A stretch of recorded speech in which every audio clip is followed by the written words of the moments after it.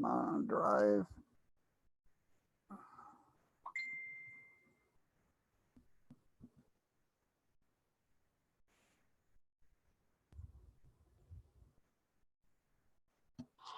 You having problems with your computer?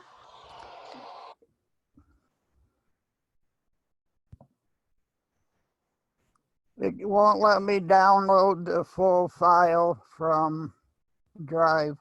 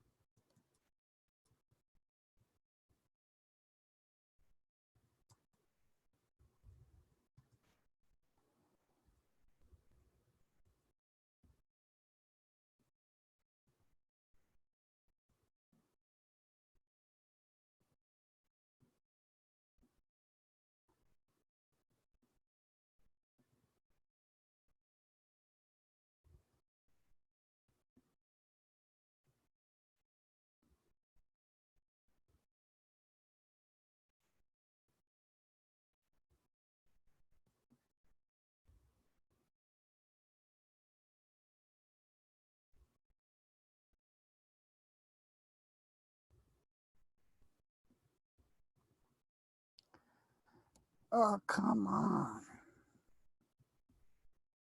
We'll try this again. I'm so sorry.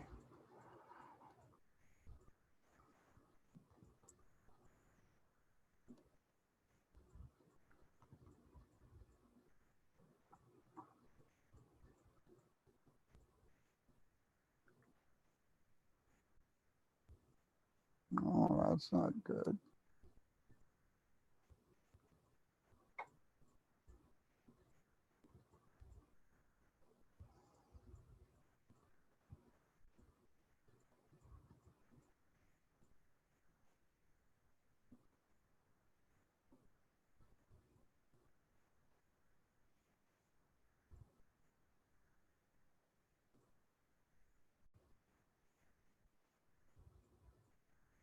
Hopefully you can hear me. I'm still reloading the Drive again so we can show you the slides and get started.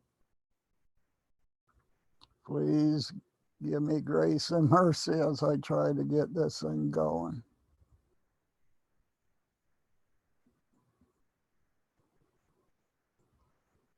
I'm seeing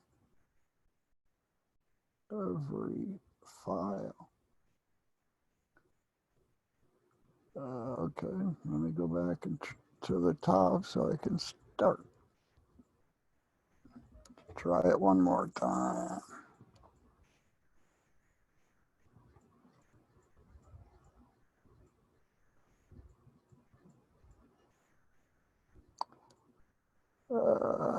Sure, okay.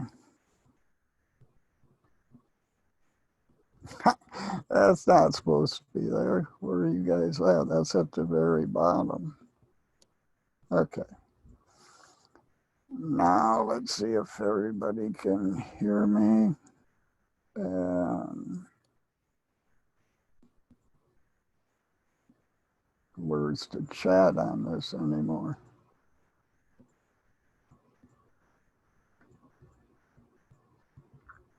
There, I think. Nope, it stopped.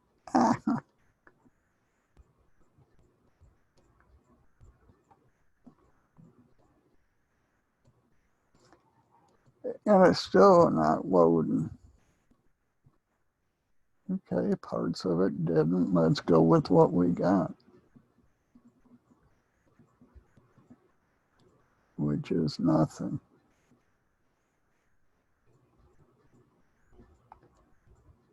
Uh,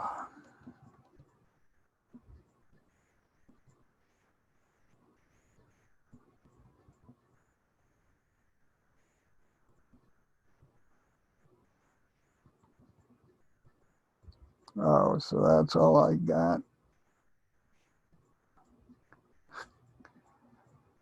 Reload, please.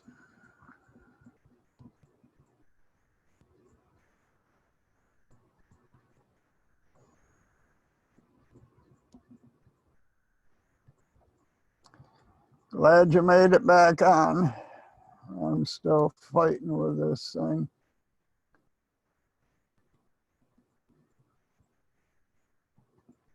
I love technology, but when it doesn't want to work, it's driving me bonkers. Nothing's loading.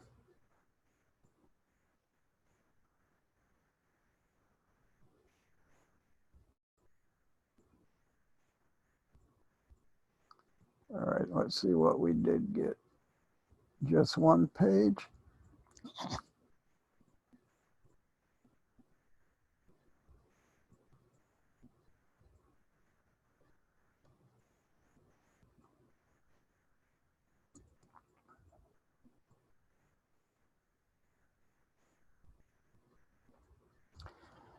Uh, Good question. Bear with me, I'm trying it again.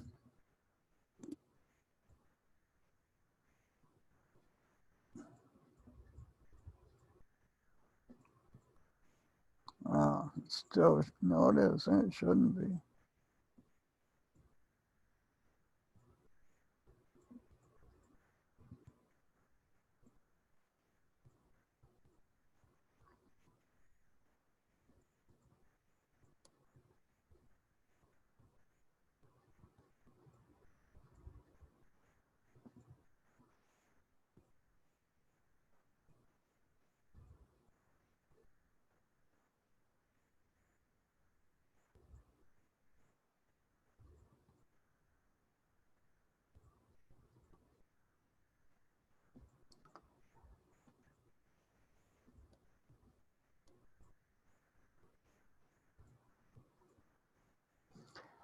Charlie Brown, stop that.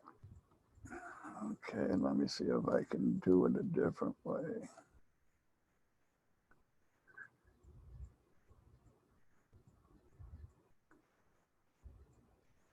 Let me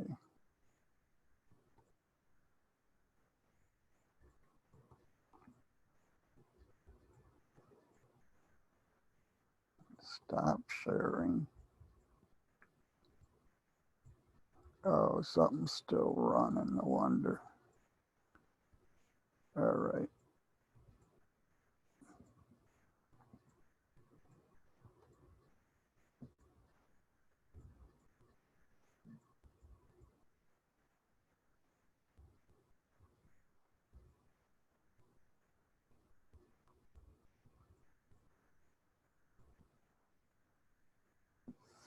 All righty, I'm not gonna go much farther because it's still when I go to present. Oh, Nicole's here.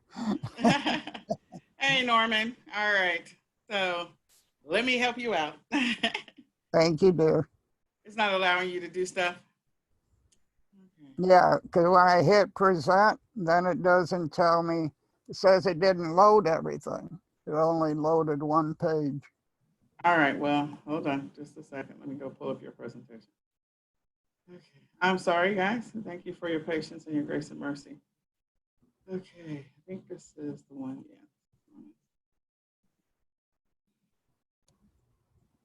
Yeah. Okay. All right. Let me share my screen and you can get started. I apologize. I figured I could do it from here because we Uh, Yeah, you can. I mean, if you want to. Do you want to do it from there? Yeah, I got different things than what you had. No, I mean, yeah, I was pulling up yours. So yeah. Oh, Okay. okay, So go whichever. ahead. Go ahead. All right, we're here. It's not the way I want it, but it's okay. We're gonna keep moving on. Let me get questions up. Whoops. Hey, it keeps jumping. I want to see what you guys are telling me. And okay, Nicole, something's not happening.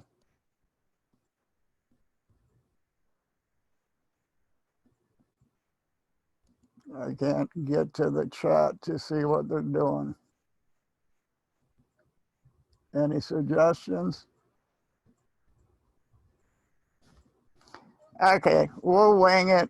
I'll have to get out of screen share to find out what questions you might have.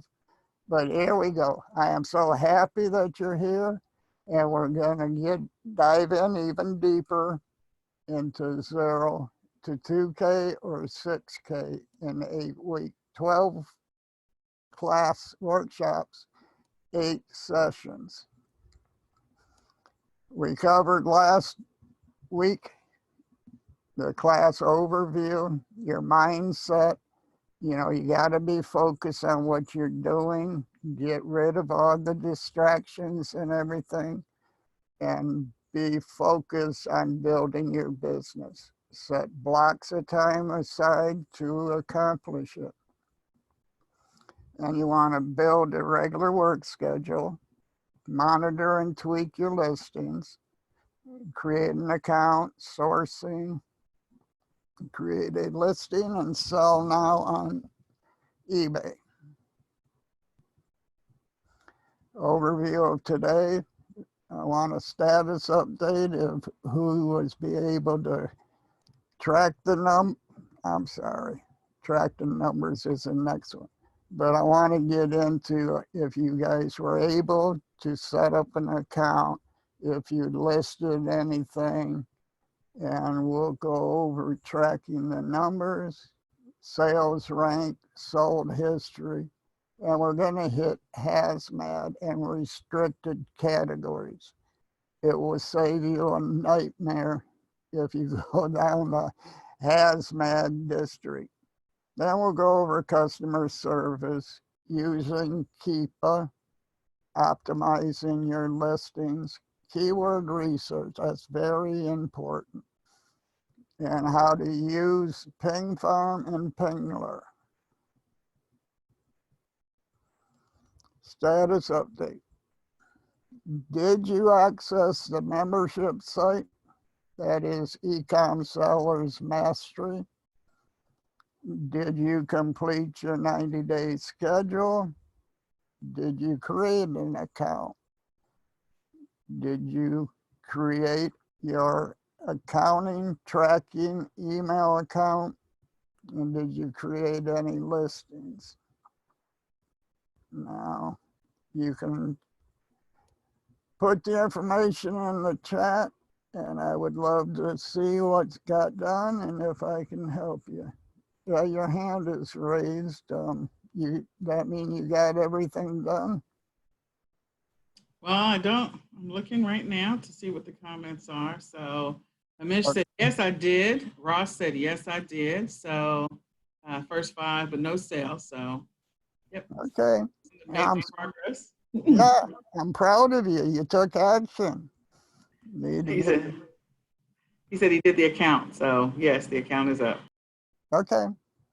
Then we'll need to get listings up this week and start putting profits in you. All right, tracking your numbers and maximizing your profits. We broke it down so you will know how much you have to sell daily or weekly. Weekly, if you want to get to your numbers of 2,000 or 9,000, 6,000, sorry. 2, 4, and 6, there we go. And if you're trying to get to your $6,000, you need to roughly make $214 a day, which is doable. All right, track your numbers. This is your 90-day goal, showing you how many items you have to sell, and also the profits that you're going to make from them. And it's minimal by putting up a $22 listing and making $444. You'll get to it. Now, if you want to blow it up in 30 days, I have it for you. 2,030 days, you have to make 66, 67 in profit each time. And we also broke down what the price point you have to sell it at in order to accomplish your end goal. Tracking your profit, you're tracking your numbers. I got so many things running in my head right now, I'm sorry. We got a Google sheet here. How do I put it in the chat? I'll put it in the chat. You go ahead. I'll add it to the chat. Okay, thank you. You're very welcome. I'm actually going to put a couple of links in the chat so they're already there so that you guys are ready to go. So go ahead, Norman. Okay. Now, this is what the chart looks like for eBay. We also put it in for Amazon too, and it's still loading. The reason we did this is because I use Amazon logistics and their rank chart. I have that for you too in a bit. And this way you switch to Amazon, you see the rank, you know what's selling and what is in the 1 to 5% range. And it's low numbers, but you find the hot selling items. And this is what the Amazon looks like. We got it broke down per week on what you need to do, what you have to sell, how much money you invest. This is for, we're using eBay, but I'm also using Amazon to understand what my numbers need to be and how I can get to them numbers. So can I interject for just a second and add to what you've already said? Please. All right. So for those of you that have a goal or objective to be able to get to ultimately after this workshop is over, our goal is to help you to build the consistency so that you get to the numbers you're trying to get to. So if you're trying to get to $3,000 a month, then you have to have a daily profit of $1,000. Last week, you wrote down what your minimum amount or your maximum amount of investment you can commit to for the next 12 weeks. Hopefully you wrote that down, your amount of time you can invest and how much money you can invest. Now we're going to back into what those numbers potentially look like and what that's going to do for you. So if your goal is to get to $3,000 a month, you got to get to $1,000 profit. That means you got to source, find products. For eBay, you got to list on a regular basis in order to build up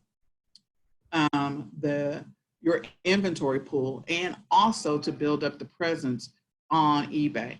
So let's say you're listing on average, let's say you're listing about 20 items a day. 20 items a day over a month, so 30 days. At that point, and if once you raise your limits, you're going to have to continue to request to raise your limits. But 20 items a day over 30 days is 600 items. Even if you only list 10 items a day over 30 days, that's 300 items. So you're going to have to get your volume up. And so what this chart is showing you is that if you had 300 items listed, as a new seller, maybe only 5% of your 300 will sell. As a seller that's been doing it for a little while and gotten a little bit better at it, maybe 10% of your 300 items will sell every day. And as a person that's a little more advanced, been doing this for a while, maybe 15, or it could be higher, even 20% of the items that you have in your eBay inventory will sell. So this chart is telling you how many items you need to have listed in order to get to the place where you have items sell every single day so that you can get to the profit margins you want to get to. So I need to, in the example under column A, the section A, if I'm going for low profits, I'm going to make sure that I'm listing. I got to get my listings up. That's how you play the eBay game. Sometimes it is volume, and it's also about research for things that are actually moving. But Norman's going to talk about those things later. But for right now, your first thing that you're learning as a new seller is just to build the habit of listing. So you're going to have to list. You have to list quite a few. Over time, that volume of listings, if you're finding the right items to list and you're doing a really good job of creating the listing, 5% of everything that you list will gradually start to sell on a regular basis. You're like, wow, I'm starting to get sales. Then as you get better at it, you get to the 10%. So that's how you read or interpret that chart. Under column B, that's saying, okay, so you got to build up your listings. You see that there's a daily listing quota. You need to get to that. Ultimately, you really want to get closer to more than 20, or you want to get a spreadsheet where you're loading up, and that would be great. But as a new seller, you don't have that skill yet unless you've been selling on eBay for a while. So just manually listing every single day or using a tool to list, your choice, will help you get to that consistency. So by the end of this month, if you are listing 30 items a day every single day, by the end of this month, you should have 300 items listed.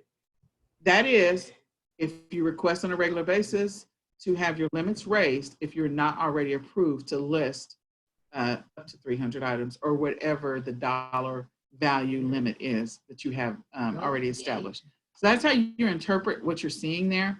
Column C is if you get to a place where you have over 150 items listed and you are continuing to list anywhere from 5 to 8 items a day, then 5 items a day at a minimum will sell. So the goal would be making sure that you list items that actually have higher profit margins. As you get to columns C and D, you're looking for items with higher profit margins. When you're doing column A and sometimes column B, you're just looking for volume, like getting a number of items listed, a bunch of stuff listed. So hopefully that helps explain what you're looking at there.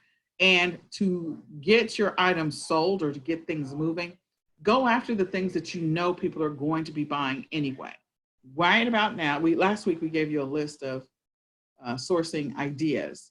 So right about now, we're getting ready to go into Father's Day. So Father's Day items are going to sell. We are getting ready to go into the 4th of July. So 4th of July items are going to sell. Summer stuff for the kids is always going to sell. Back to school is going to start selling again, even though we don't know what the back to school really looks like. And as you go into the fall, things that people need going into the fall. Hurricane season is right upon us. There's just a lot of stuff that's about to happen. So pay attention that when it says at the top, these are hypothetical numbers at 5 to 15% of what you sell. If you do really good SEO and you have listing optimization in this class today, so you want to focus on that. If you sell seasonal, trendy, or event-based, then you should be able to get to these percentages that a certain percentage of what you list will sell on a regular basis, and then you have regular recurring revenue from that. Okay? Now, one more thing also you need to keep in mind. If you're a brand new seller, like I talked last week, PayPal jail is a factor because you do not have any credibility as a new seller. So they will hold the payments until the item has shipped and you gave them a tracking number and it arrived. Then they'll release the money. But if you've been selling in eBay for a while and you have creds, then you don't have to worry about the PayPal jail. Just if you're selling high ticket items, then they might release your money in periodically. I think mine came in, I got 90% and they held 10% on the big ticket item. But that's just something you need to have in mind. But go to your list as much as you can on eBay until you run out of limits, and then you call them and ask for more money that you can list. And we're doing drop shipping, so you don't have to lay out money to purchase them until after it sells. But the only difference to that is with PayPal jail, because PayPal jail is really not a jail. It's a hold on your money. And so as a new seller, as soon as you list an item and it sells, you have to, out of your own pocket initially, until you build up credibility, you have to have the money available to purchase that item, ship it to the customer. And then after a period of time, PayPal will release that money to you so that you are reimbursed for the money you just spent out of your pocket. So you need to be prepared for that pattern if you are a brand new seller and you're a brand new seller with a PayPal account. If you are an established seller and you've been doing it for a while, then you probably don't have to deal with that. But they need to see a pattern or a consistent, when you're receiving payment for purchases, that you are sending stuff out to your customers on a regular basis. And then it becomes a non-issue. They'll release your funds same day once they see that you're a legitimate seller that is not like stealing people's money. That's just a thing. It's been a thing for many years. And so we just want to make sure you understand that. Okay, on your rank and sold items, for Amazon, just go type in bestseller and it will bring you up with what's selling hot on Amazon. You do the same thing with Walmart top seller items. Watch count, I don't have it open, but I'm sorry, I was going to go through that too. But then you want to go to your eBay sold items. And I can't get to that either. I'm sorry. All right, you got your Amazon rank count chart. Were you able to give them that one, Nicole? Yeah, I put that in the chat. I put the 2 in the chat. So if you check in the chat, I actually put some links. Pardon me? I'm telling them that if they check in the chat, they'll see some links that I put in there.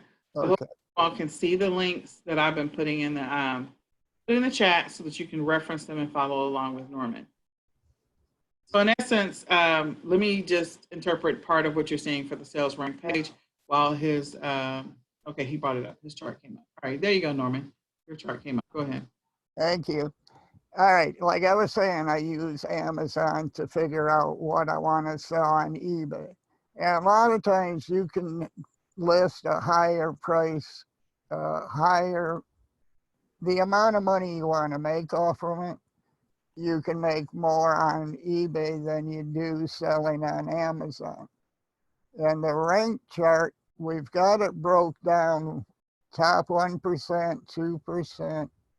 Yeah, I'm going too fast, sorry. 3% and up to 10.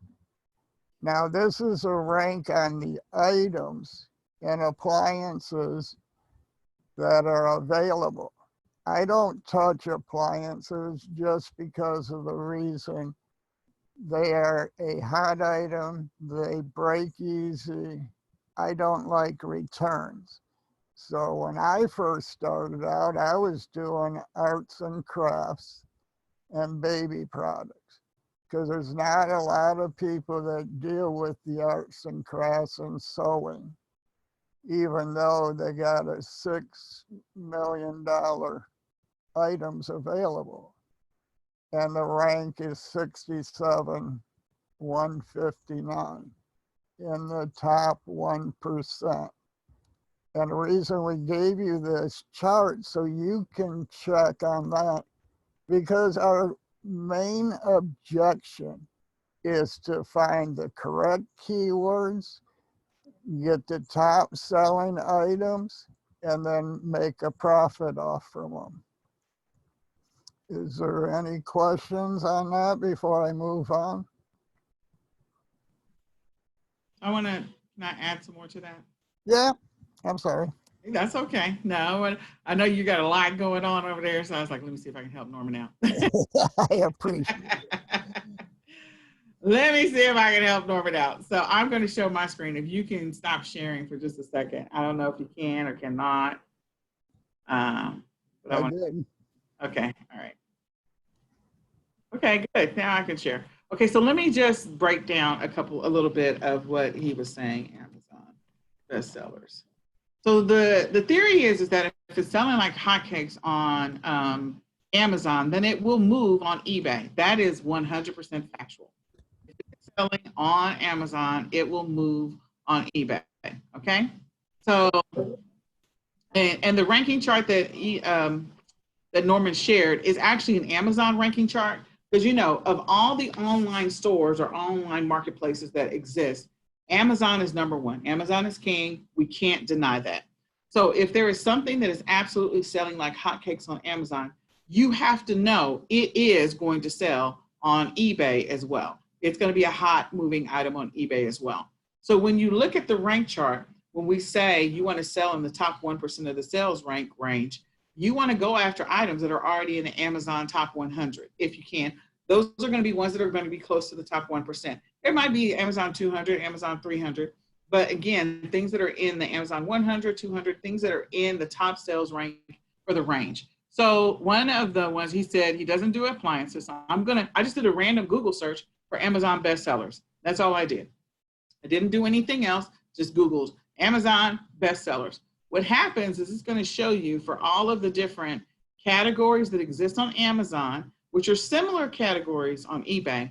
These are the items that people are buying right now that are in the top 1% for sure, without a shadow of a doubt, on Amazon. So that means that these are items that would potentially sell on eBay. Now, some of these things are that will sell on eBay. Some of these things, again, they're not going to, there may not be things you want to sell. Some of these things you will. So he said he's not selling appliances. So give me something that you are selling, Norman. Barbecue grills. Okay, so barbecue grills are probably somewhere in home and maybe in gardening, lawn and patio. Let's just see if it's in lawn and patio. Okay, so they have outdoor lawn chairs and they have some kind of sprinkler system. It might be in household. I never know where barbecue grills are. Let me just do this. Do a search.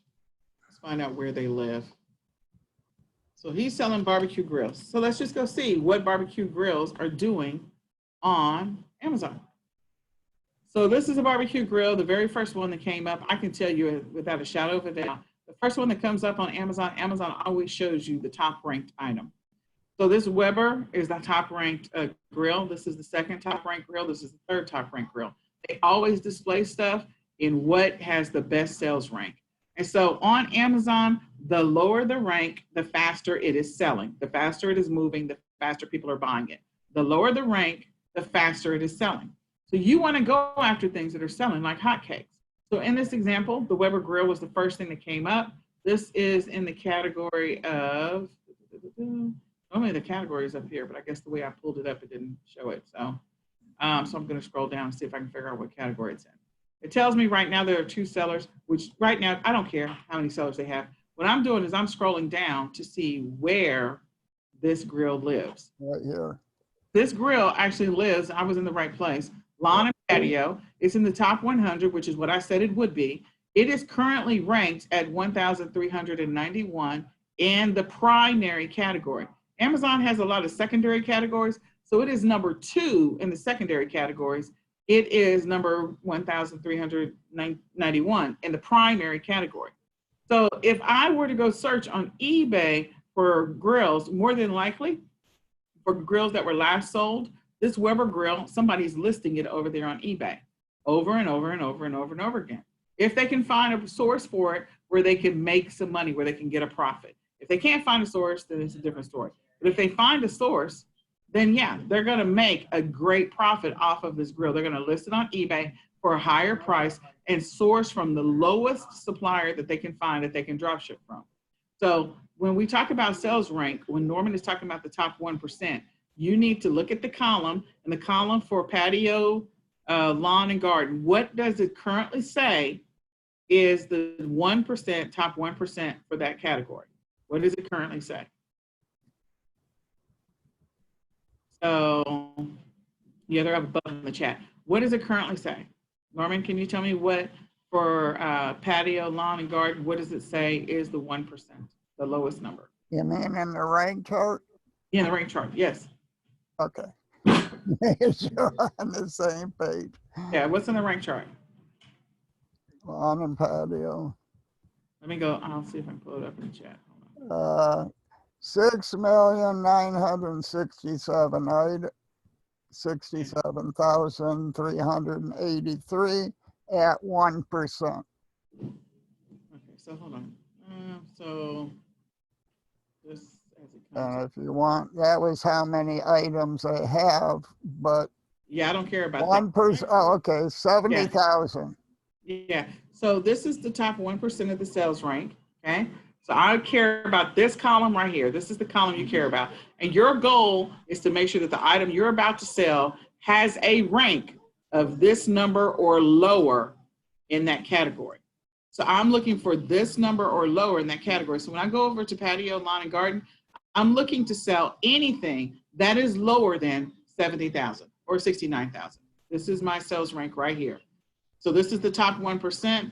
Anything that is below 69,000, I'm interested in selling it. This item happens to be lower than 69,000. It is selling for the sales rank is 1,391. So since it is lower than 69,000, I'm all in. I'm like, if I find a source where maybe I find a source and they have it for, let me go over here. Maybe they have it for, let's say I find it somewhere and they've got it for $199, and I can go and list it on eBay for $450 or $459. Then clearly I am going to have an amazing profit in that scenario. I will make a note of where I'm sourcing it from. So whoever I'm sourcing it from, where they've got it for $199, when I list it on eBay, I'm going to sell mine for $459, and then I'm going to keep the difference. But as a new seller, you got to be prepared to pay the cost associated with listing that item. If you're going to list it for $459, you have to make sure you factored in what your out-of-pocket expense is going to be if you're currently in PayPal hold. So $459 plus sales tax, plus eBay fees, plus shipping, whatever that happens to be.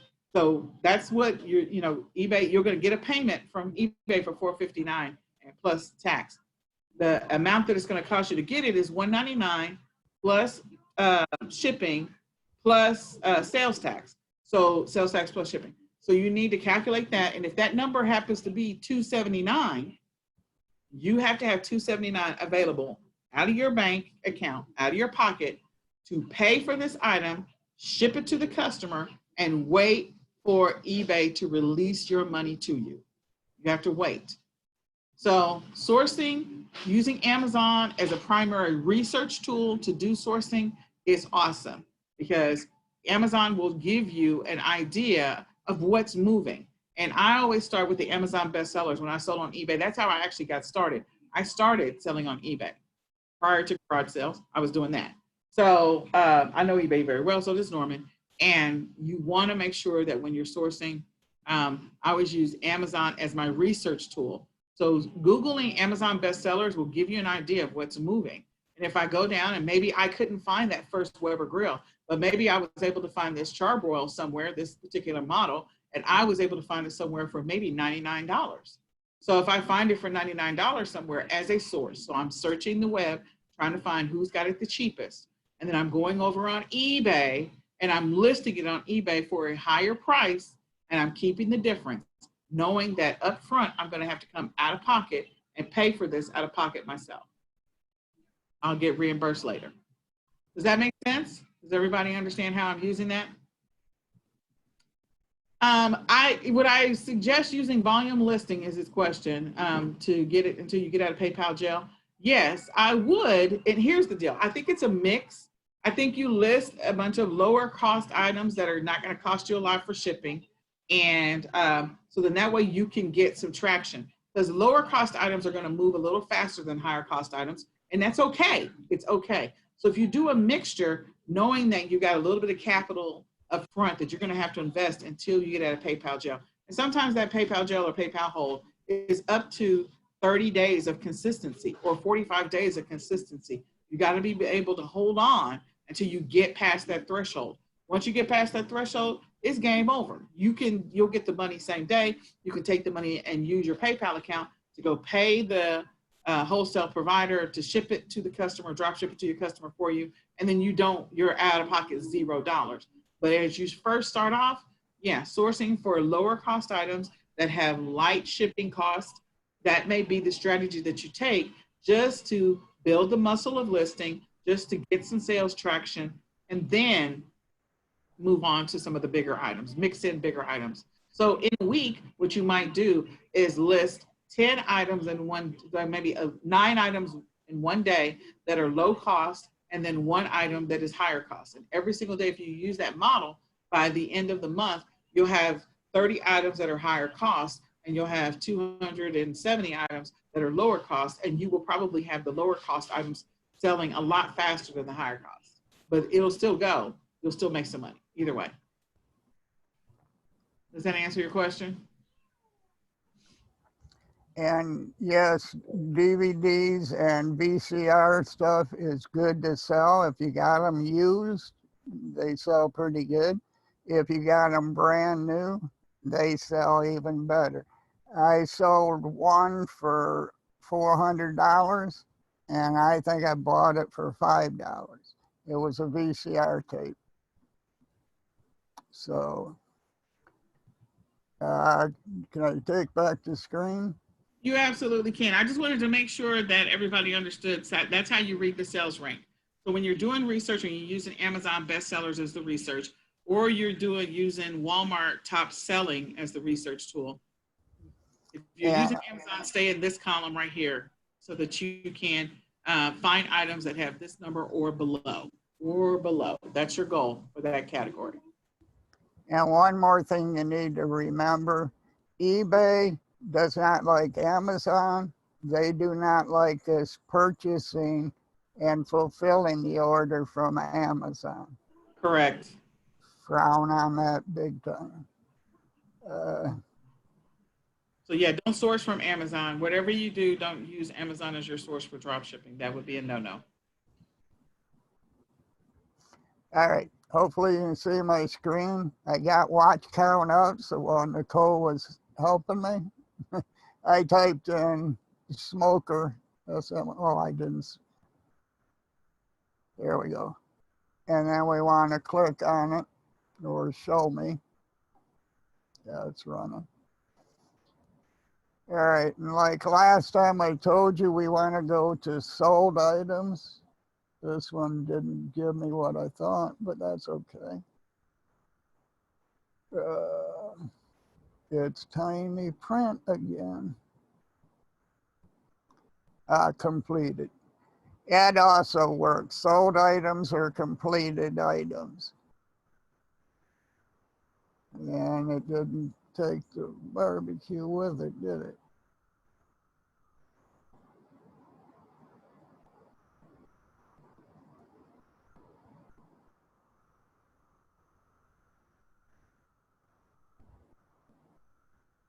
This I use as a research tool also. It's really messing me up. Unsold, I said completed items. You can also do the same thing on on eBay. Maybe I should go there instead. Yeah, you can pull up completed on eBay. Yep.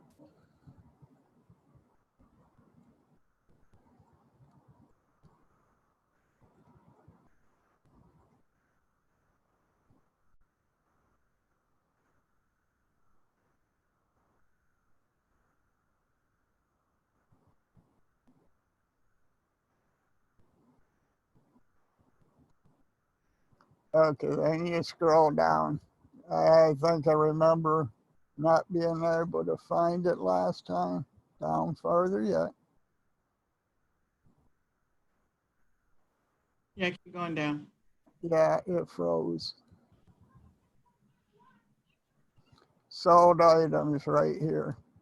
Click on it and automatically brings up the completed listings for you. Now you also got keywords up here that you can look at. Now these are what it's sold for. And you want to double check back with Amazon rank chart. But this is a way that you find out what are the best selling that has sold recently. and go after and see if you can find a source for it.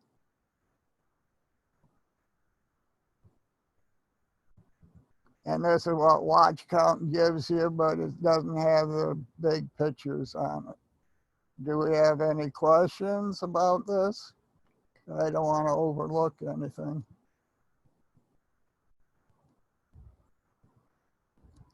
Okay, we'll go back.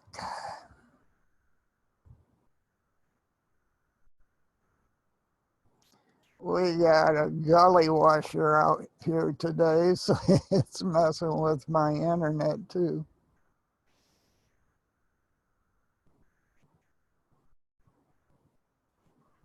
All right, so it's freezing again. Sold items. We gave you the rank chart.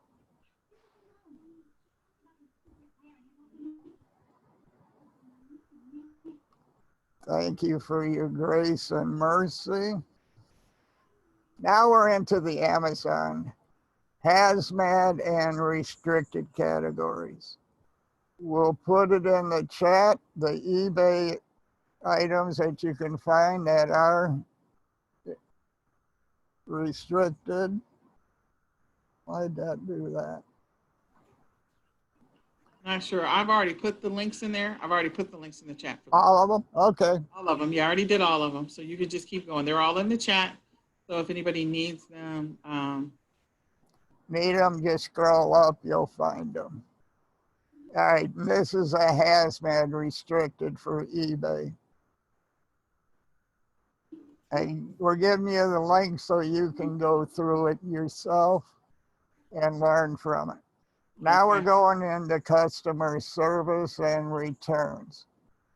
Whenever you get a customer that contacts you about something, we always have to look at this as a business, be polite, respectful in the way we apply to them, and follow up with each question too.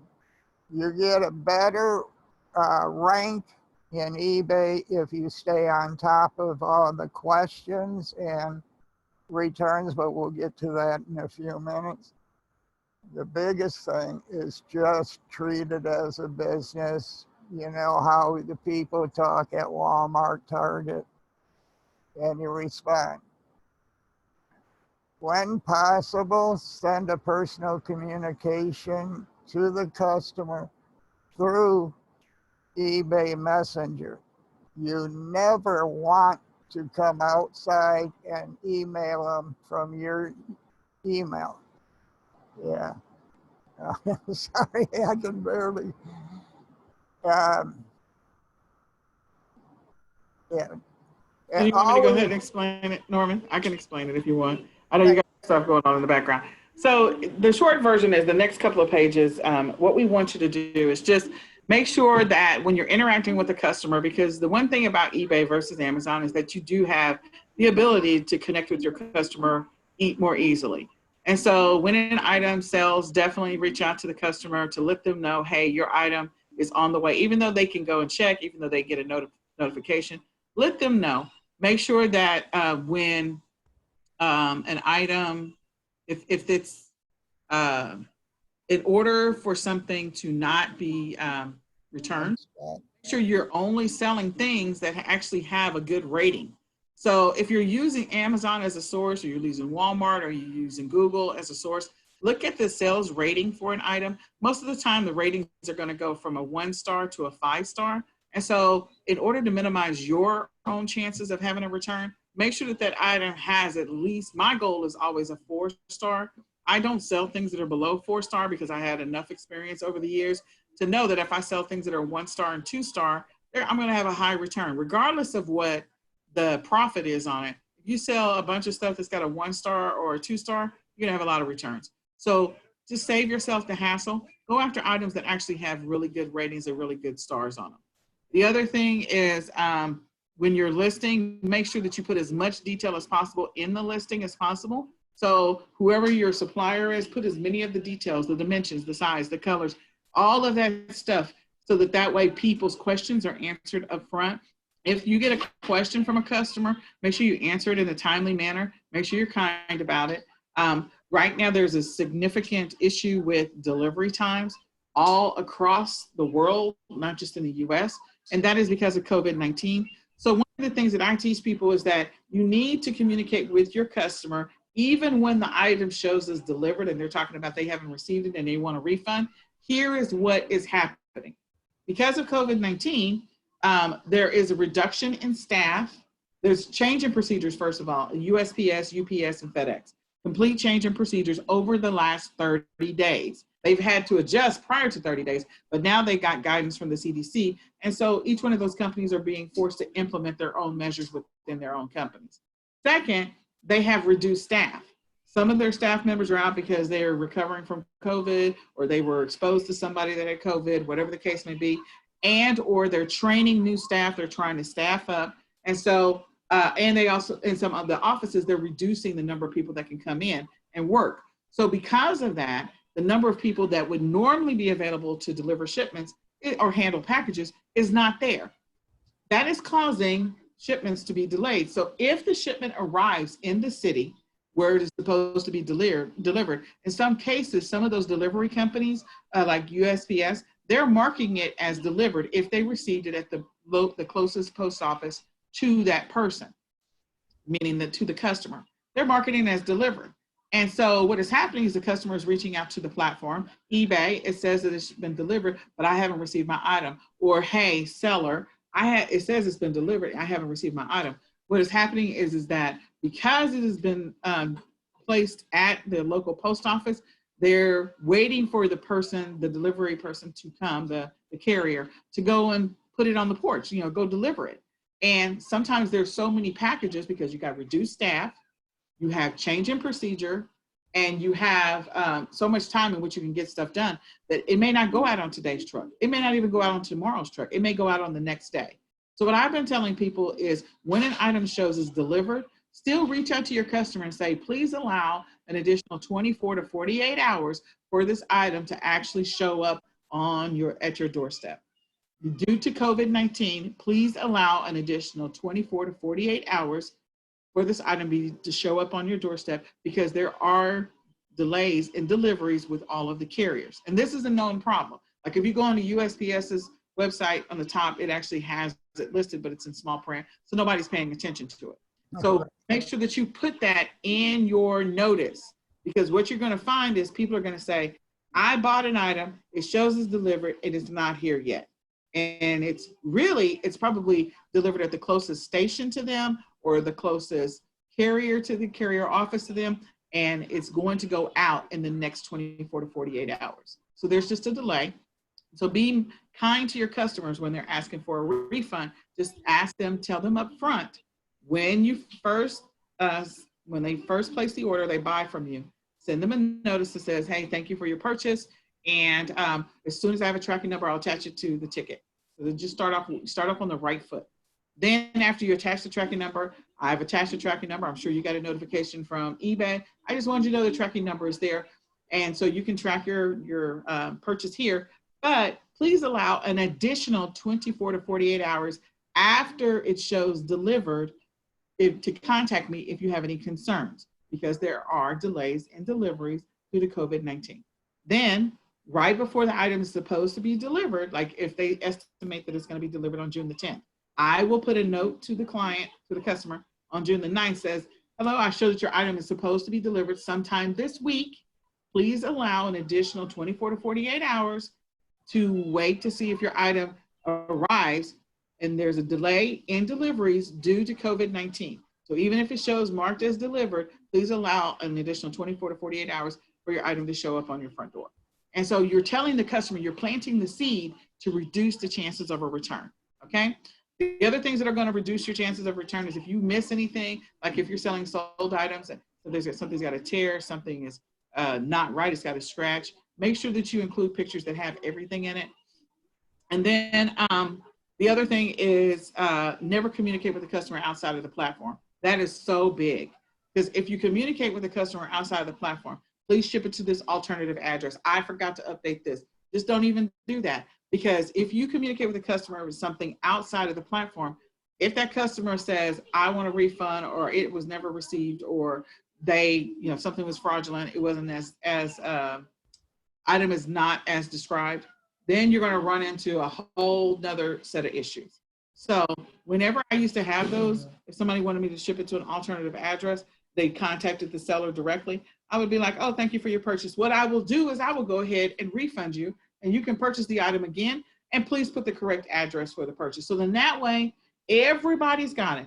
Because Amazon, eBay will have it, PayPal will have what that communication is, so it is clear. Because what customers sometimes will do is they will, if eBay does not approve their refund, they may go directly to PayPal and request a refund directly from PayPal. So as long as that information is tracked in both systems, you have a better chance of being able to fight any claims long-term, bigger picture. Don't let returns, don't let customer complaints, don't let negative feedback stop you from doing this business. Look, negative feedback happens at Walmart. People are returning stuff. People return cars, they return boats, they return RVs. People return shoestrings. Returns are going to happen. That's just that's just part of the business that you're in. Be prepared for that. I'm not saying it's going to happen immediately, and I'm not saying that it will happen. You may be 6 months before you experience it, but you need to be prepared for, I got returns, how do I handle it? So make sure you're responding to the customers when they file, that they request a return.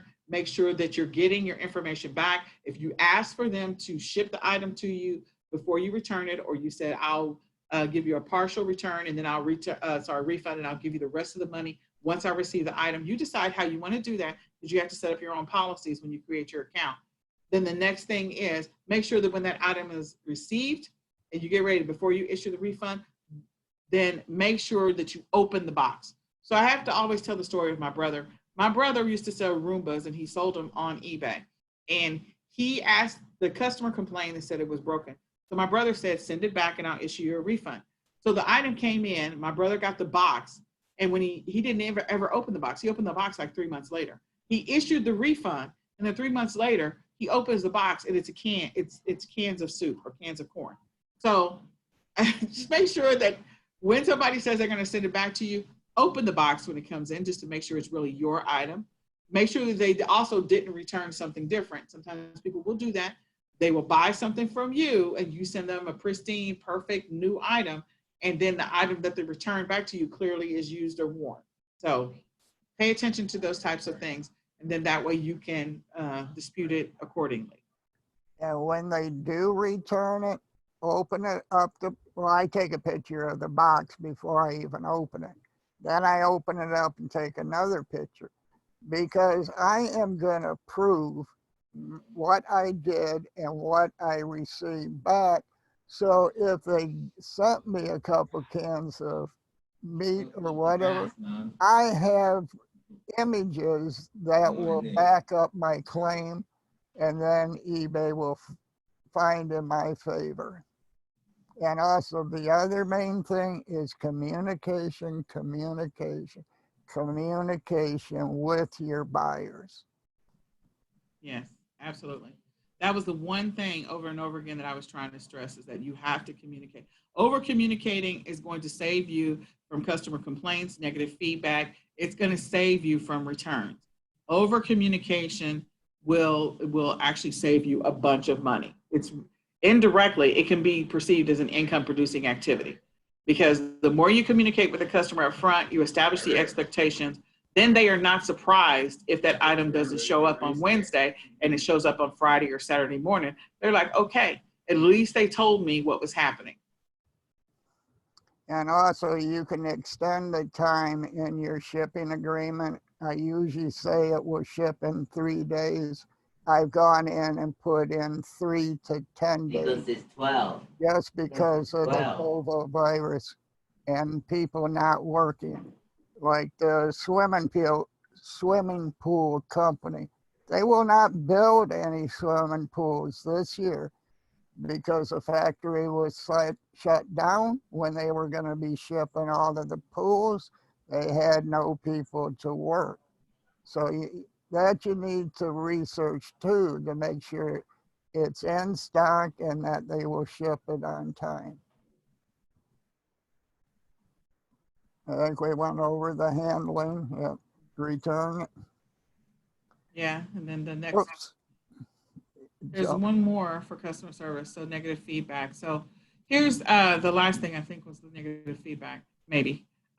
So the key to that is just make sure that you can ask customers if somebody's disputing something with you, if they say the item was not as expected or received, you can send the customer a message and say, hey, can you please, tell me what the issue is, tell me what happened, tell me whatever. Be kind about it, thank them for their purchase.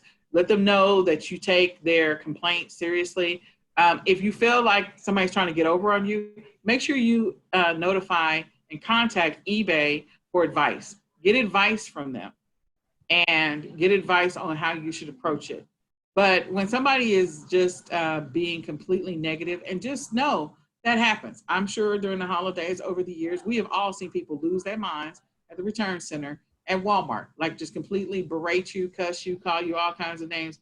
Just don't even go there. And I'm not saying that's going to happen to you. I think in all the years that I've been selling, I think that probably I had like somebody that kind of got there, but didn't really go completely there, maybe once. And I've been selling since 2014. So it's not a common occurrence, but you just need to be prepared for it. And don't let what they have to say steal your joy. Don't let that interaction steal your joy of doing this business and making money. Just, let it go. Let it go.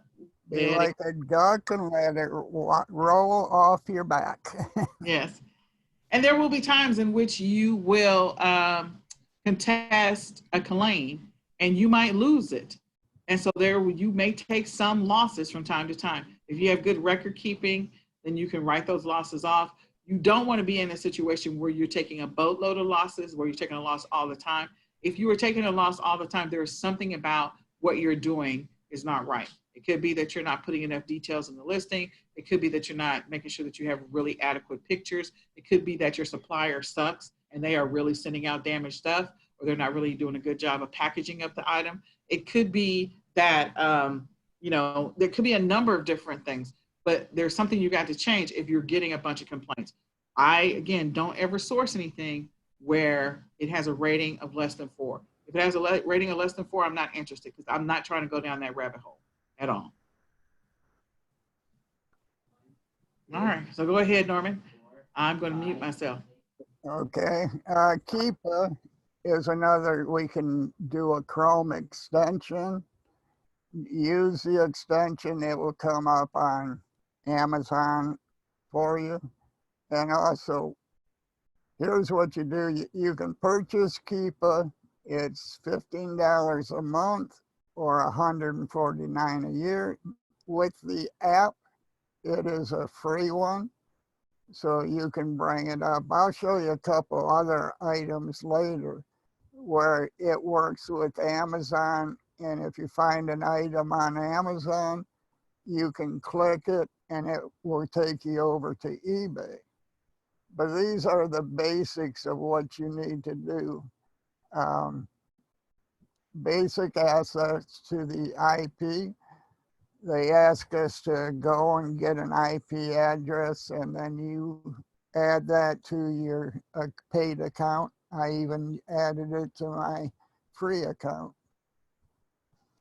All right, here on is the Keepa tracking what has sold when and at the price, and then it also breaks it down for new items, the rank, what it sold for. Yeah, maybe I put it on the other one. Let me see. Yep. We'll put these in the chat. These are Chrome extensions, and this is DSD View. It is awesome. I was so happy when I got it, and I've been using it ever since. Let's see if I can get to the chat. That's okay, Norman. I'm putting it in there. Don't worry about it. Okay.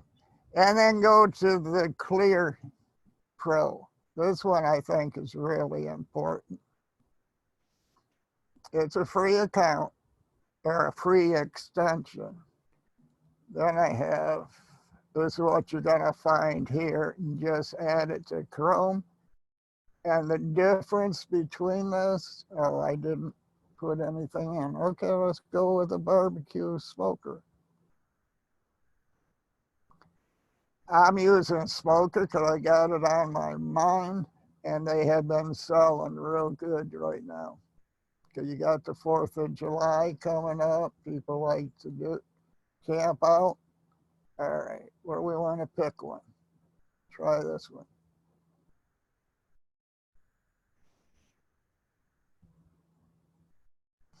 Now you're going to see my DS view come up on the page also. So what I'm doing is demonstrating what you will find on Amazon. And we're using it as a research tool again. And my internet's slow. Bear with me. That wasn't nice.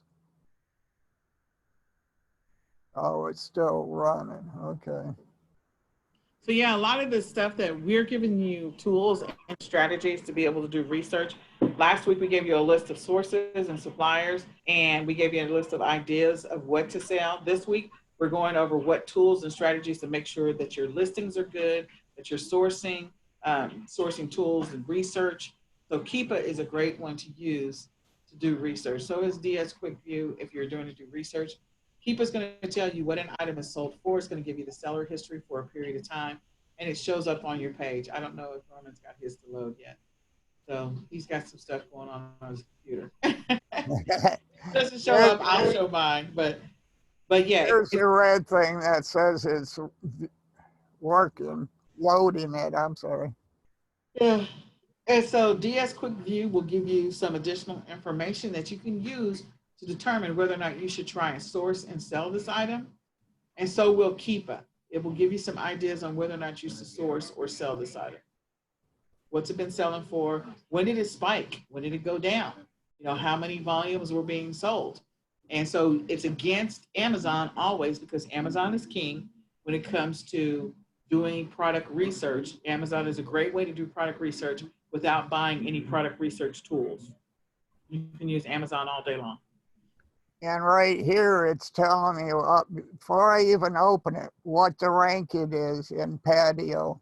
And see, like when I clicked on it, it brings up all the other information, the ASIN. And if I scroll down, it would give me the UPC. That's what I'm talking about. Really quick in action. I don't even have to open it up. It's got the Keepa chart up there right now. It tells me what the rank, what it sold for. At the bottom, if you click on it, it'll give you the rank too. But I'm not even opening it, and I get to keep the information. And then slow down. Sorry. Then it gives me this price selling history. Now you're up here. Let's see, that was last year. But right now she's at 214 and some change. But I don't have to open it. I can see it. It's sold by Amazon too. Now, if this one's done, I can show you. Uh, Still spinning.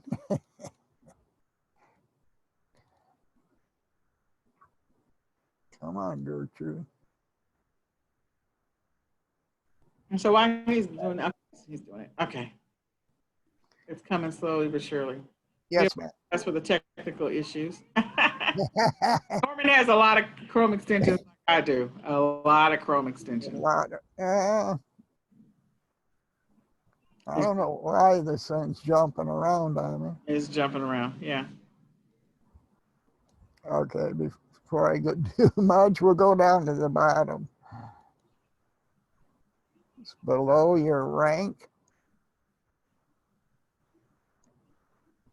And it's still loading, so it might not show.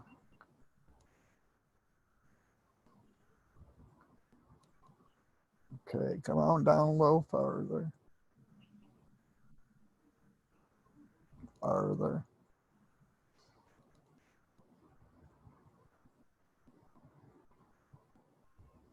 Yeah, right here. All right, we're on this item. We want to know what the camel is or Keepa. You got this will connect me to the Google Shopping. This will click on it. It will take me over to completed listings that have sold the same item. And then if you want to find out what is active listings on eBay, you click it. I know if I click it on right now, it's going to mess my whole computer up. So hopefully this is what I use all the time. Because if you find a hot selling item on Amazon and you're wondering, is it selling on eBay or would I have the buy box all the time on eBay? Or if you want to open them all up, you can just click on the one. But I just think it's a really neat tool. And then you got your Amazon best rank chart right here. It'll tell you if it's restricted, you click on it, you know if you can sell it or not. We'll go back to the charts. State. Now with the Clear Pro, it also works on slick deals. You just have to click on it. Hopefully I have enough pictures that you can follow what we're doing. And that's a 25 pack of CD-ROMs, I think. But these, like we were saying, they are tools to help you do research and figure things out. If it's a profitable product to list. Optimization of your listing. Key components is a title. The first 5 words should describe the item. You don't want to put in the brand of the smoker or anything like that. You'll put that in details. Do not put it in your title. Great idea. I use Title Builder. If I stumble like I am right now and I can't think of how to describe it, I use Title Builder. And then with all your images, you need to name your image. You put the first 3 words of your title, put a dash in between each word. Because otherwise, when you go to search it, eBay automatically puts 20% in between each word, which I think means it will come up 20% of the time. I don't like that. So I want mine coming up all the time. So I put the dash between every word that I put in the images. I want sales. And, we want our business to succeed. So that is major for me. And conducting your keyword research, that is awesome. And I gave you tools so you can follow and make sure you're picking the correct words. We use merchant word. Oh, I got an assignment. I don't want to get ahead of me. So let me just add 2 things. So one, there was a quick one that Amish was asking, would you just use a search to find items, finding sources? Yeah, you can do Google searches. You can use the list that we provided for sourcing items. And then you could use Amazon as a cross-reference just to see what's moving. So maybe 30 minutes every single day, just do some minimal product research so you can find providers to list your items. The second one, what extension is this? So the extension I think Norman was showing was Clear Pro. There was DS Quick View. Quick View. Yeah, I couldn't even think of the words. So DS Quick View was one, and we have already shared that one. The other one was Clear Pro Chrome extension, and Clear Pro will give you the buttons at the bottom, so you can go ahead and click on those buttons to get your stuff. And so, yeah, I think that's a good extension to consider. And then there was another one just to do some additional product research to see what an item is selling for on Amazon on a regular basis. You could use a Jungle Scout /extension, junglescout.com/extension. And that's another one just to do some product research to see what an item is moving for, just estimates on what an item is moving for on Amazon. So those are all great ways to do some quick product research. Use tools to help you get that done. And all of the tools we're mentioning are all free. Yeah, I love free. I hate having to pay for stuff when I can get it free. All right, there was one other thing I was going to say. Oh, yeah, no brand names in your listings. Sometimes they always ask for the manufacturer number. Well, some of the times I don't want to give away what the number is, so I make it up. It seems to be working pretty good. And it also gives me a chance because if I don't put the model number in there, I can sell one similar if I cannot get the identical one I listed. Okay. Yeah, I'm having a good time tonight. Optimizing your listing tips. Do not copy another title. Yeah, it's tempting if you're doing your research and find out how many he sells at one time. You can take some of the keywords out of his listing, but do not copy it identical. I had a royal fit when I was selling 10, 30, 50 items a day, and then all of a sudden I'm down to 2 a day. I had to go and find out what happened, so I just put my URL in, or no, sorry, my title in eBay search, and sure enough, the other guys came up too, and his was above mine, so he was getting the buy box or selling better ones than I was. So you always need to change the listing if you see it. Use better long tail keywords.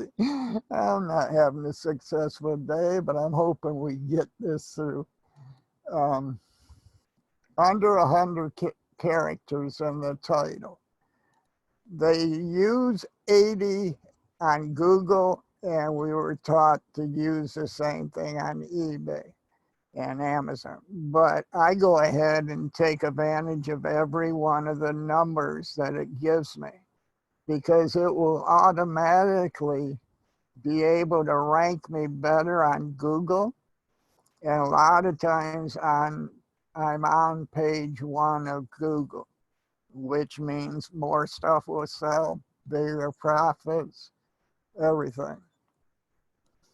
And on your high ticket items, you can put YouTube videos on your store. Because right now we're teaching you to set up an eBay store and use the lowest one right now until you get it up. And with your store, everything has to be in the right category. It's like if you walked into Walmart, you see rows of microwaves or coffee pots. You just need to put stuff in the right category, and then you use SEO to help you rank better. The better you rank, the more money you make. And be sure, absolutely, you have to pick the right category to put it in. Same thing on your store. Right category, it should come up in best search, giving you a better chance to succeed at this business.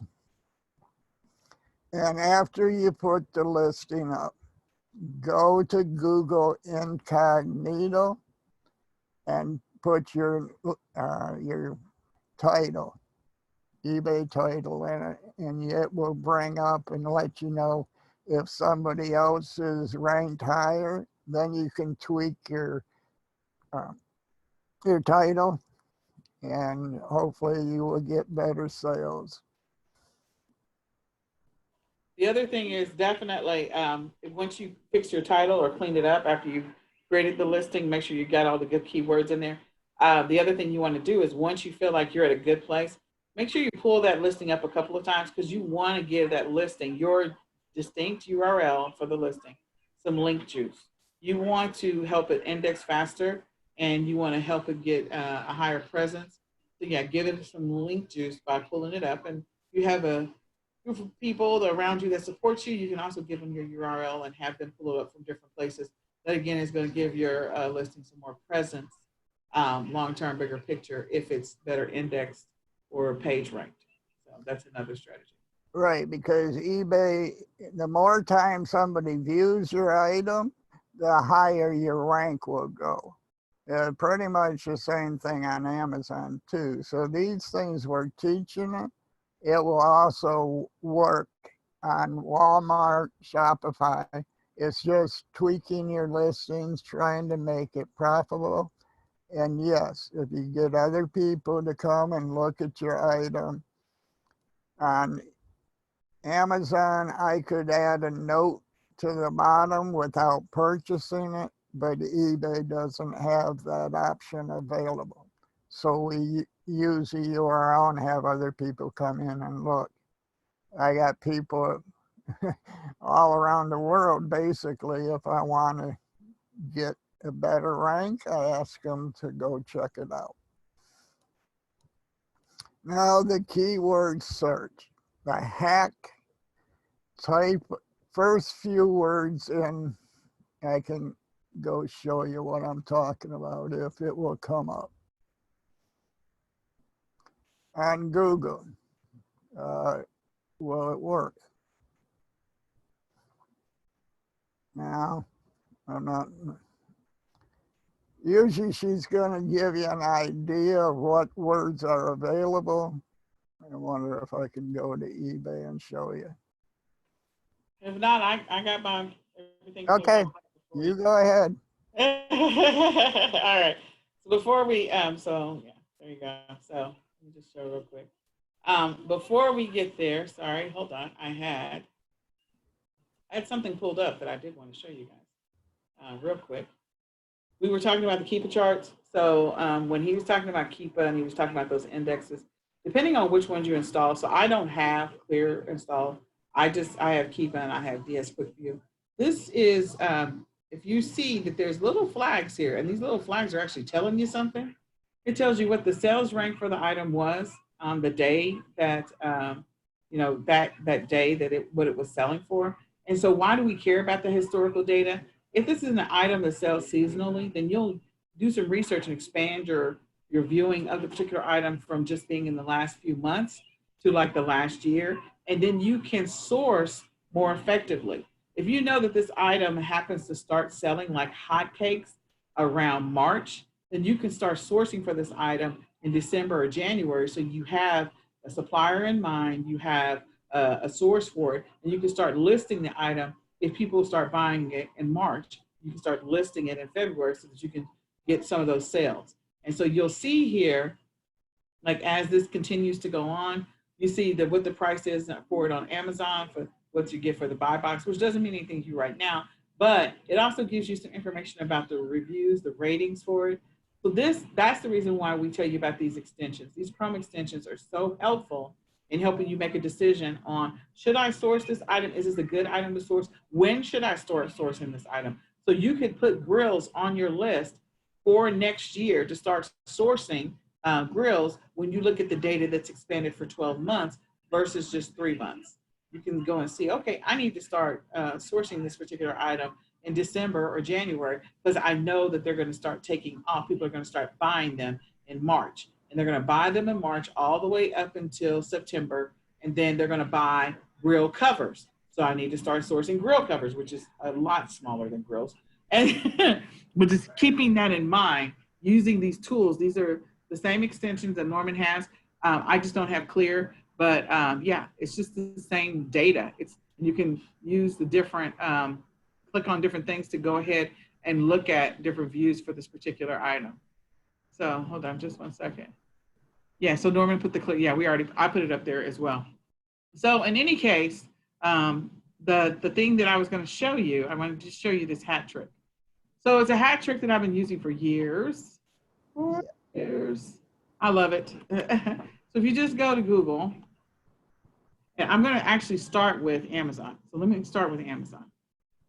So somebody name a product in the chat. Just any random product in the chat. I don't care what it is. Just name a product. Type a product in the chat. Anything. Or color. Huh? Dragon Ball Super card game. Dragon Ball Super card game. Okay, Dragon. Okay, so I'm going to start typing. So the first thing I just did the D. All I did was D. I didn't do anything else. So in D, I want you to know right now the things that are selling on Amazon that start with a D. The number one thing that is selling right now is disposable gloves. Okay, it's not a Dragon Ball, but it does tell you that people are still looking for disposable gloves, and it is the number one thing that starts with D. So if it's the number one thing, because it actually lists things in the order in which people are searching for it the most. Disposable gloves is the thing that people are searching for the most. The second thing that starts with D that people are searching for is dog poop bags. The third one is dog bed. The fourth one is diamond painting. The fifth one is dishwasher pods. The sixth one is dog harness. So there's a whole dog thing going on. So if you wanted to source for dog items, you now have an idea that people are looking for dog beds, which you can drop ship. They're looking for dog harnesses. They're looking for dog poop bags. You can source for those. I think Kohl's Imports sells dog poop bags all day long. You can also, you can use them as your drop ship supplier, just so you know. So then the next thing he says is the Dragon Ball. Okay, so I'm gonna type a DR. So under DR, one of the things that people are searching for that starts with DR is they're searching for dryer sheets. Again, people do not want to go out and go shopping. So they are searching for things that they can use day to day. And the number one thing that starts with DR that they're searching for is dryer sheets. Then the drain clog remover. So clearly they got some stuff going on in their house, probably because we're all at home. And then dresses for casual summer. Okay, so if you were selling clothes, that's an idea. Dryer balls, that's one thing. And then Dreft detergent, you get the idea. Drones are down here. You can drop ship drones. People are searching for drones. It is the sixth highest thing on Amazon that starts with DR that they're searching for. So if you sell drones on Amazon, you definitely can sell them on eBay. So then I'm going to do DRA. Let's see what comes up. DRA. So Dragon Shield sleeves is the only thing that's dragon related that's coming up. But you see that they've got drain clog remover, drain snake, blah, blah, blah. So the thing that I wanted to show was that when you first start typing, Amazon, the great thing about Amazon and also the great thing about Google is when you first start typing the first couple of letters, whatever you are searching for, the first couple of words are going to auto display. And that list, this list is absolute gold. These are things that people are looking to buy and or have bought or have searched for an awful lot on Amazon. So if they are searching for these things, you as a seller, if you're trying to figure out what to sell, you can be selling these same things that they're searching for, because this is the stuff people are looking for. So a drain clog remover, I don't know where you source that from. You can do a random search on Google and just see if you can find source or suppliers for drain clog removers, because people are looking for that particular item and list it and drop ship for it on eBay. Drain snake, I mean, that one, you can definitely sell that one on eBay. So find drain snake suppliers and then definitely go and find, like you can search on eBay how many people have bought drain snakes and then sell those things, sell these items. So when I continue on searching for dragon, I do dragon. So now this dragon, so the only one that comes up this Dragon Ball is the Funko Pop. Yeah. The other one's Dragon Master Series. So things that are dragon related that people are looking for, they're looking for Dragon Shield sleeves. So that's probably something kids are playing with. Dragon Ball Z, I have no idea what that means. And Dragon Ball Funko Pop. They're looking for those. So if you want to sell these particular items, I don't know what they are. I don't care what they are. I'm going to go try and find a supplier for them or a source in which to drop ship them or do seller fulfilled on eBay, where I can buy it for the lowest price and sell it for a higher price on eBay, and I ship it myself versus drop shipping it. I am going to go search for these things because clearly people are buying them. I don't know what Dragon Ball Z is. I have no idea what Funko Pop is. So I'm going to. Same thing as Dragon Ball. Oh, is it? Well, so yeah, Yeah. that's what it is. But when she was typing them in and all of the other keywords are coming up, I take a notepad and write them down. Yep. So later on I can come back and research it more. That's and right. Also, one of the free items we use, Chrome extension, is the quick view. And that when it comes up on the page, it will tell us who is the source, and we can click on it and go to the other store or whatever it takes you to. Just And I little. love this. And so if you are a person that likes to sell Dragon Ball stuff, these are the top 10 items that have the name Dragon Ball that are selling like hotcakes and or being searched the most on Amazon. So I don't know if you can make any of these into a bundle, if you can source them well and then maybe ship them to the customer yourself. That may be an option. But if you can acquire them at a decent price and be able to sell them for a profit on eBay, I'd do it all day. I would bundle the ones together that make sense to be bundled together if people buy things that sometimes go together. So where you see that information, once I go down here. So if I choose this first one, which again, I don't know what any of this is, so just ignore my ignorance. Clearly, it's high. Oh, this is a movie, so I'm not going to do that one. Hold on. I'll do this one. So I don't know what this is. So I'm going to scroll down and say, this says people who bought this particular item frequently bought this item. And they also bought this item. So could I source for all three of these and create a bundle because people have bought these together? Maybe buy this one, and then put them together as a bundle and list them on eBay. If I can source them well, I can list them for a higher price. Again, I don't know what any of this is. It's irrelevant to me. I'm just, I'm just trying to show you that if you type in the first couple of letters of whatever, I don't care what it is, you will find, you'll be able to find products to sell. And Amazon will tell you what people are searching for that starts with those letters. So if you're trying to find quick moving items, meaning low cost items, low shipping cost items, you can come over to Amazon and just start typing. Okay, we started off with the D's. So what can I put together that makes sense? So it says, okay, we've got disposable gloves. Could you sell those in bulk? Could you find a supplier that has a boatload of those? Maybe sell them by the 200 to 400 to 1,000? Yeah, probably.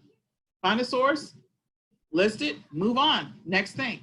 Dog poop, dog bed, dog poop bags, dog harness. So clearly people are taking their dogs for a walk. So to me, when I look at this list, I think that dog poop bag and dog harness should be sold together because they are in the top 10 items that start with D that are being searched on Amazon. So people that are buying harnesses probably are the same people that are walking their dogs and by default will probably need a dog poop bag. So this information is gold to me. As a seller, I know that if I bundle together the things that are being searched the most, dog harness and dog poop bag together, I can make a lot of money. Maybe I find the dog harness for, I don't know, $3 or $4 if I buy it wholesale. And then I find the dog poop bags. Maybe I buy those for 50 cents a lot. I mean, it's just crazy, some kind of crazy number because dog poop bags don't cost a lot of money. You can find them dirt cheap. You can buy them at, I think, at the Dollar Tree as well. If not the Dollar Tree, the 99-cent store. But you can find them for dirt cheap and they'll be like, I don't know, 50 in there, 100 in the bag, whatever. And put those two together as a bundle, sell them all day for like $25, $35, like together, because people are looking for these things. If I choose dog poop bag and I click on it, all right, so these are sponsored. I'm going to ignore sponsored because that is not the top selling. This is the top seller. So the very first one outside is sponsored on Amazon. If you're using Amazon as a source to do research, when I scroll down, frequently bought together. Frequently bought together this bag with this bag and then a pooper scooper. Again, could you put that bundle together? Absolutely. Could you sell it on eBay? All day long. All day long. And it looks like these are biodegradable. So people want, eco-friendly all day long. I do that all day long and make money doing it. Dog harnesses, if I go backwards. I don't know about this Dragon Ball. I don't know enough about it, but it doesn't matter if I do or don't know enough. All right, but if you want a source, Entertainment Earth Distribution is where you can purchase all of them and you can get them wholesale. Yep, absolutely. So and I think that we listed that in the suppliers from last week. So Yep. dog harnesses, here's a dog harness, and here's a chain to go with it. So these are two things that people are buying together. So just an idea on how to use these little search views. So the same concept works over here in Google. If I go to Google and I type in DR, so DR, Dr. Oz. yeah, Dr. Oz came up. But if you have search history, make sure that before you do this technique, make sure you clear all of your cookies, clear all your cache, clear all your search history so that you can get clean results. So DRA, just doing DRA search on Google right now, the #1 thing that's being searched on Google is Dragon Ball Z. Yep. Dragon's Quest 7 and Dragon Quest 9. I don't know what any of those things are, but if you know how to find them and you know how to source them, I would do that all day long to make some money for sure, without fail. That and Pokemon are very hot items. There you go. And it's saying right now, these are the top searched items that start with DRA. Top searched on Google. Because I clearly didn't search for this. My kids are not searching for this. This is not in my search history. So, so it's clear. So use this hack to help you find profitable items. Just type in the first couple of letters of it. Make sure you've cleared out your history first. And then type up the first couple of letters of it. You can do this on Walmart. You can do this on Target. Find the top selling items. You can do it on Google. You can do it on Amazon. You can do it on eBay. eBay does the same thing. So if I go over to eBay.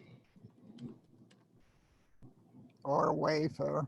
No, Wayfair. Yeah, anywhere you have a search box. So if I type in D, I start off with D. The first thing that's showing up is in D is disposable face masks. That's the very first thing that people are buying.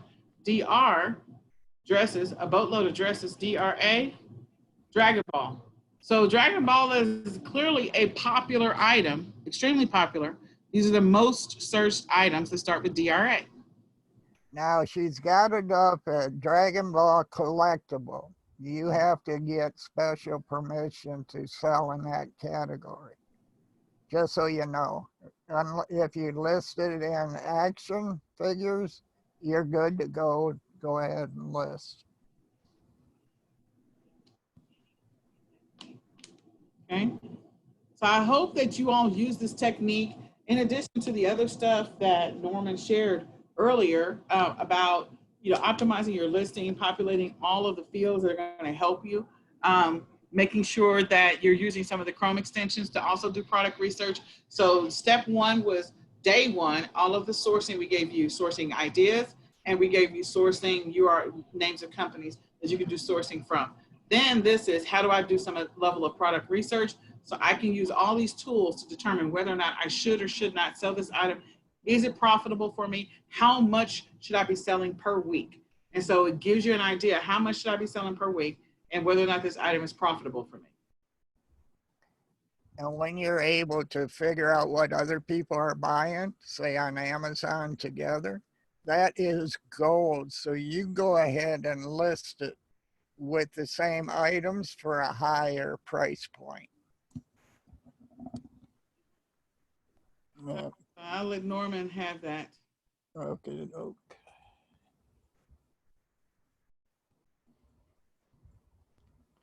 I don't know why it did that, but I'll fix it. Oh, the assignment right now is to go to Key Spy and create, see what the keywords are. Merchant word 2 is the same thing. And then I added a new one that is, I didn't even spell it right. It's keyword everywhere. And it's got the Chrome extension, and this is the one that will get you there. Have you put that already in there, Nicole? Yeah, I'll go ahead and put it in there right now. Okay. Okay, does it always do things always sell higher on eBay than they do on Amazon? Not always. No. That answer is not true. There's sometimes things sell lower on eBay than they do on Amazon. But again, you can go and see what it's been selling for, what's sold. You know, you can see, unlike, on Amazon, you can see all of the items together that are selling. So you can see them all together. It'll tell you can see how many sellers are on it. Whereas on eBay, it's kind of like you can have people on independent listings unless they do sell yours, then you see more people. So it just depends, but no, that's not always the case. On eBay, it's sell now. Sell mine. I thought it was sell mine or sell yours, something like that. It used to be, but they changed it to sell now. Okay. Same thing, but you know. All right. Were you guys able to get to Yeah, keywords? we go to what? The activity was for them to go to Key Spy Merchant Words and Keyword Everywhere. I just wondered if they got to that or just want us to move on. All right, so keywords everywhere. That's a Chrome extension you can add. That'll help you with your product research, especially if you're creating listings. If you use the keywords, that's going to help your item get more traction, get more eyes. So I love that idea. Keywords Spy is another one to do research to find out how often somebody is looking for that item in a month. It'll give you those stats. And then merchant words, you can only do up to, I think, 5 searches or 3 searches a day. On the free version of merchant words, there's a paid version for it. Right. So keywords everywhere is probably a good way to get started, and also keyword spy. Again, if you're trying to find out what keywords people are using, the keywords that you use in a listing is going to, like I said, help it get more traction, get more attention. And with the keyword everywhere, it also is a Chrome extension and Firefox, which I thought was fantastic because I use both of them all the time. They do have a paid group, but right now with the extension, they're not charging us. All right, now we're going to go over Pingler and Peg Farm. Peg Farm is the one I use all the time. Come on, Gertrude.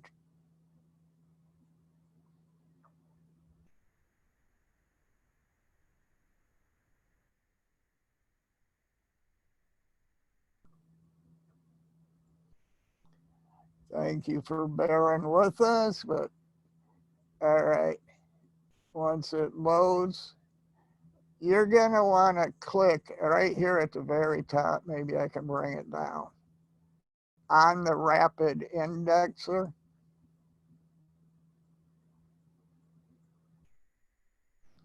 And then you're gonna scroll down and let's take something. Oh, that works. Now put your URL here. I just took eBay, but you can keep going down and put in a different one. I filled up, 400 of them, and then I use complex rapid indexer. Now what this is going to do is send it out to 300 or 300,000 backlinks. And why am I doing this? I use it for Amazon, eBay, Bonanza, even Shopify.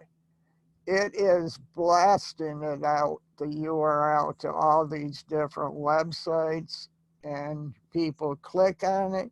It's giving you a better position rank wise, and it is also raising you in the Google search, and you get a lot of sales out of it also.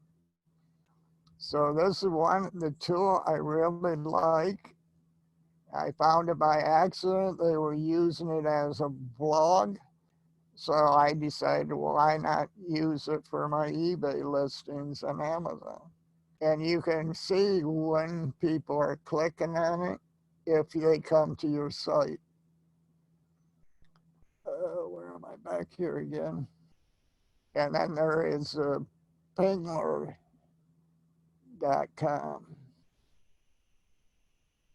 Okay, finally.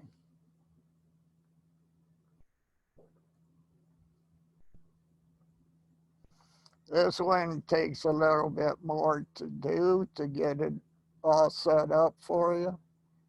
I'm not going to go through it because the video's right here that will teach you how to use it. And again, you can use it for keyword research and find out what is top selling keywords. This here is what it looks like when I put in all of these URLs and send it out to the masses. So I get organic traffic the same way. I don't want to purchase it, but if you choose to, you can do that. Now, hey, we're coming to the end. You're probably tired of me. Whoa, 2 hours. Okay. Now, for next week, I want you to review and update your existing listings.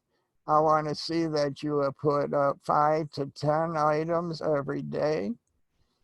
You want to review your why. And that is so blooming on point.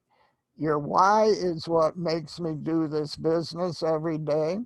My why is my grandkids. I don't know what's going to happen with this corona.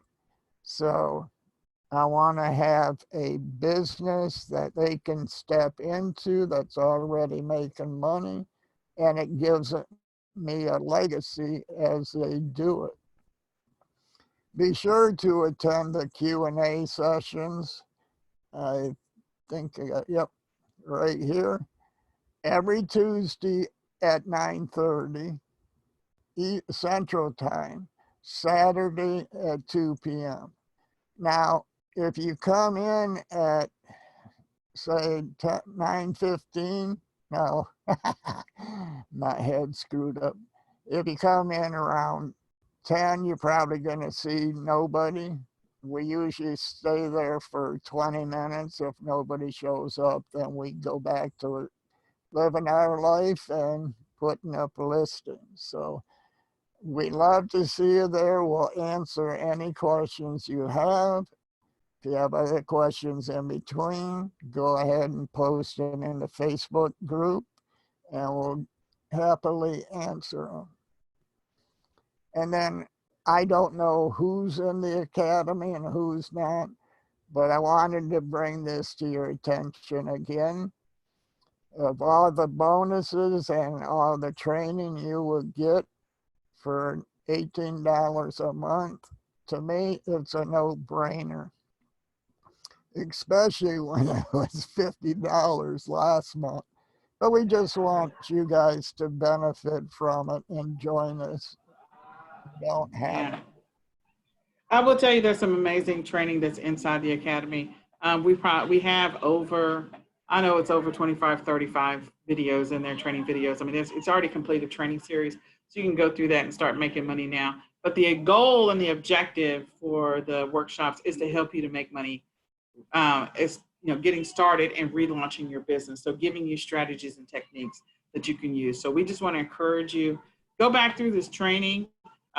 Just take process what Norman is saying, what I'm saying. I know today was a little bit of a hiccup, but go back and just fully process it. Use every single one of the strategies that we gave you. We gave you ideas on how to do some product research. We gave you ideas on how to create the right listing. We gave you ideas on how to do the keyword research. We gave you ideas on different strategies for sourcing. We want you to use all of those strategies and techniques to help you to find profitable items that are moving right now. If you sell things that are in the top 1% of the sales rank, on Amazon, they will definitely sell on eBay fairly quickly. If you use the spreadsheet and you start getting consistent about listing 10 items a day without fail, consistently, you will get to a place where you will start to see sales on a regular basis. And then those sales on a regular basis is what's going to generate you the income that you're looking for long term. These techniques and strategies really do work, but using the tools that we gave you to do the deep research for finding sources, that is what's going to be so vital. And I've already gotten some requests for access to the spreadsheet. So make sure you clone it and keep your own version of it. It is currently set up on the Amazon tab. It is currently set up to where if you make a profit, it shows your return on your investment you start to get money back from it after 6 weeks. So if you really want to get those that are in the eBay class, if you really want to get into the weeds about the spreadsheet, I can take another 2 minutes to talk about that to better explain it because we did focus 100% on the eBay side of the spreadsheet and not the Amazon side of the spreadsheet. So if you want that, I can take 5 minutes and explain it. If you don't, just come to one of the Q&As and I can explain how to use the Amazon tab on the spreadsheet. Okay? So make your own copy of it and don't update the existing. It's the biggest thing because I'm about to grant people access to it and I don't want you to modify the existing spreadsheet. Please don't. Please don't. Save yours. Save a version for you. And it again is intended to give you some estimate ideas on what the world could look like for you, hypotheticals. So do that. All right. Well, let me see. Does anybody have any questions that I can answer right now? Okay, I'll get on the, I'll get Q&A. Yeah, you do the Q&A. Do you have any questions at all that we can answer right now? Because we really just want to help you be successful in your business. We want you to grow your eBay business. And also let us know if this information that we gave you today is helpful, that it will prosper you in your business. We would just like to know if we're hitting all the bases and the information that we give you is worth it. We know what we can do with it, but we want to make sure you guys are understanding everything that we go over.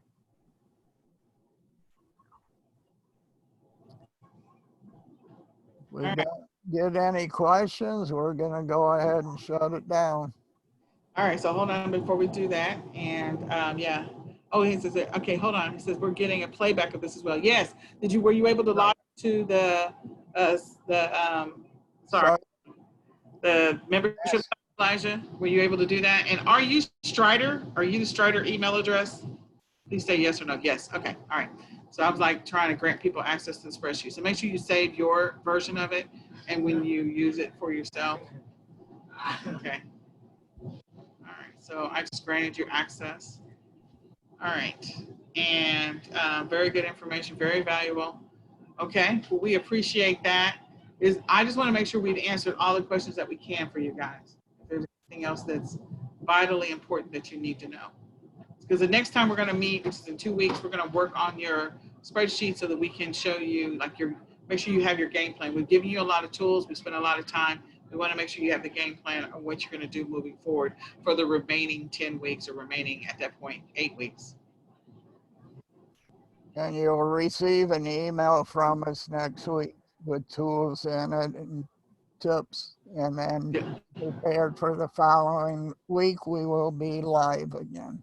We'll be live again. And hopefully everything will work out. Amen.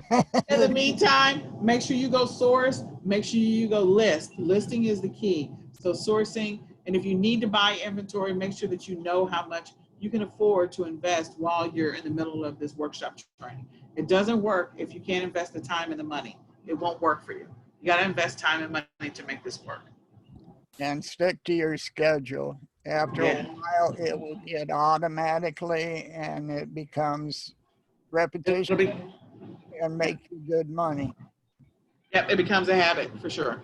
Thank you. We'll talk to you guys later. Thank you for everything. And we'll go from there.